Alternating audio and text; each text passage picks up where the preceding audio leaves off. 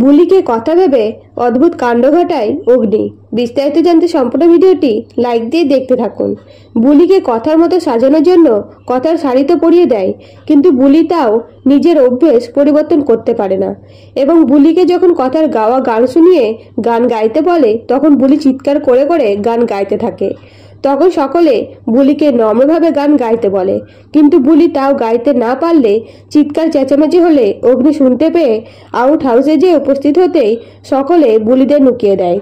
সাথে সাথে রবীন্দ্র জয়ন্তীতে ক্যাফেতে অনুষ্ঠান হবে, তার জন্য অগ্নিকে উপস্থিত থাকতে বলে।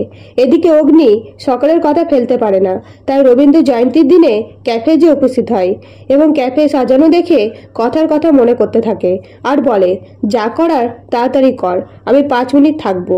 তখন ক্যাফেতে বুলি কথা সেজে কথার গাওয়া গান গাইতে শুরু করে। এইসব দৃশ্য দেখে অগ্নি বলে, কথা গান গাইছে না, আমার ভুল, কথা তো আমাদের মধ্যে আর নেই। এই বলে বোম ব্লাস্টের কথা মনে করে কথা বলে চিৎকার করতে থাকে। তখন সকলে অগ্নিকে এসে শান্ত করে আর বলে, কি হয়েছে ব্রো? অন্যদিকে বুলিকে সেখান থেকে সরিয়ে নেওয়া হলে অগ্নি অস্থির হয়ে পড়ে, সাথে সাথে কথাকে খোঁজাখুঁজি শুরু করে। কিন্তু তখন বুলিকে দেখতে না পেলে নেশা করতে করতে আবারও ক্যাফের বাইরে চলে যায়। তখন প্রত্যয় বলে, আক্কি, মনে হচ্ছে ব্রোকে আমরা আগের জীবনে ফিরিয়ে আনতে পারবো বুলির সাহায্যে।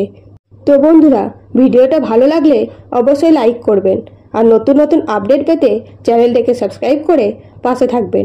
ধন্যবাদ।